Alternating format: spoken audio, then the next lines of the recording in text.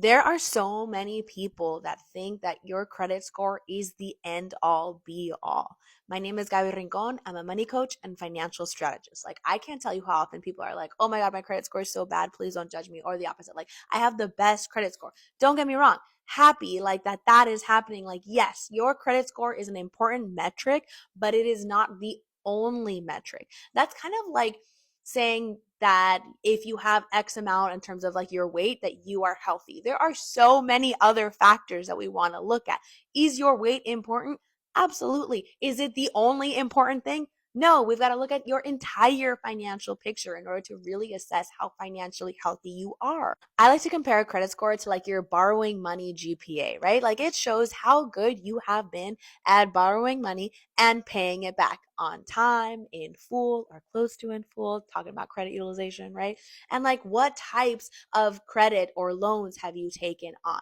So like the better that you are with that, the higher your money GPA, the higher your credit score, aka the more likely that other lenders in the future will want to loan you money and will even do so at a better like term overall, lower interest rate, better terms in terms of like how long you have to borrow and pay this money back. So if you want things like, oh, I'd like to buy a new car, aka I'm going to need a car loan.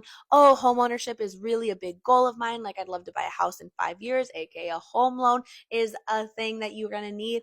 Or even like I love to travel. And so I'd love to get like one of those really high travel perk credit cards. Again, if lenders see a high credit score, they are much more likely to be like, sure, of course, we'll take you on. So like when I'm first working with people, we're like coaching one-on-one kind of a thing.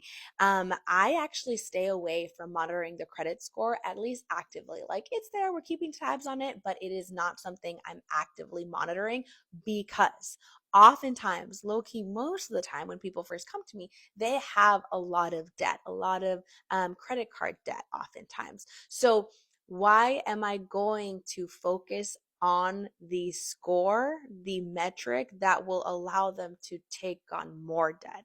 Since I want the entire mindset to kind of switch around like, hey, I am not somebody who has debt, who gets charged interest. I'm going to kind of put that on the back burner, at least for now. And so because it doesn't become like the end all be all, it's on that back burner, we're actively looking at their debt payoff, at their net worth, right? Like those are the kinds of metrics that we are looking at actively, their savings rate, right? Then in a few months, like usually about 6 months in, we'll actually check their credit again. And lo and behold, it's much higher. And it's like, oh my God, how did it happen? It's like, what do you mean, how did it happen? We just paid off like $7,000 of credit card debt. So it just kind of serves this purpose of like, all right, the thing that I care about is having low debt, is making sure that I make my payments on time, that I make them in full or as close to full as possible, right? I am good at paying back this money. The credit score will then follow. For a one-on-one look at your financial picture and identifying ways that we can improve your overall financial health, please book a consultation. I would love to work with you.